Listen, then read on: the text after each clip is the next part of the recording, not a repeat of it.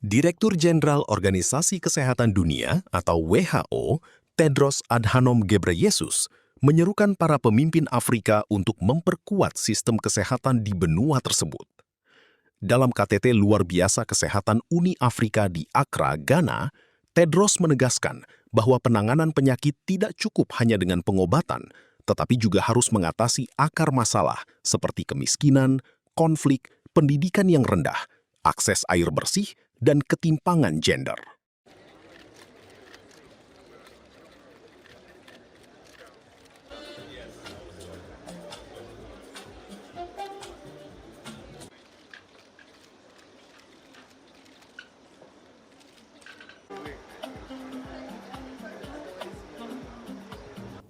Excellencies, I want us to examine the books together.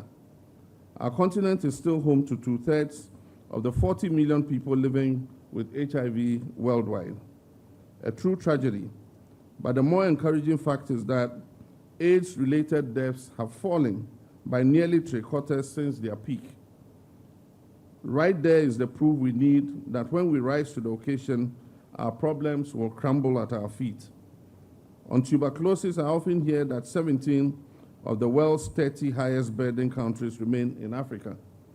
What I don't hear as often is that the incidence is down by 28% and deaths are down 46% in under 1 decade. The same challenge runs through maternal health, tuberculosis, malaria, neglected tropical diseases, and rising non-communicable diseases. These are not separate crises. They are one crisis. Health systems not yet strong enough to protect every person on this continent in our Africa. Conflict also makes this harder.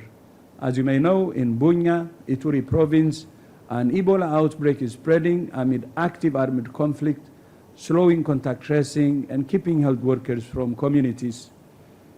Treating disease alone is not enough. We must also tackle what drives it: conflict, poverty, poor education, unsafe water, and gender inequality. That's why strengthening health systems must be at the center of everything you decide in Accra. Africa has faced overlapping waves of pandemics, never fully recovering from one before confronting another one: HIV, Mpox, COVID, Marburg, Ebola. The Global Council on Inequality, AIDS and Pandemics, which I convene, found that pandemics and inequality reinforce one another in a vicious cycle. Inequalities allow outbreaks to become pandemics.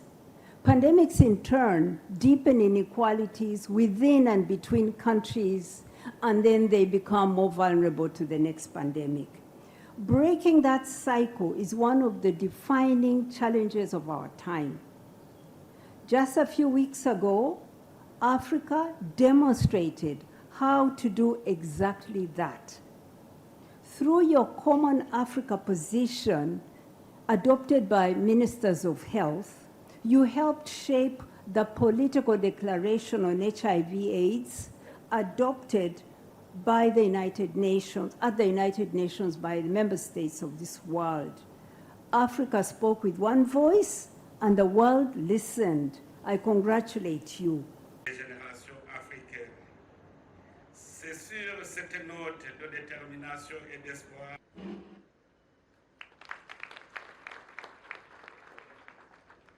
Jelajahi cara baru mendapatkan informasi. Download MetroTV Extend sekarang.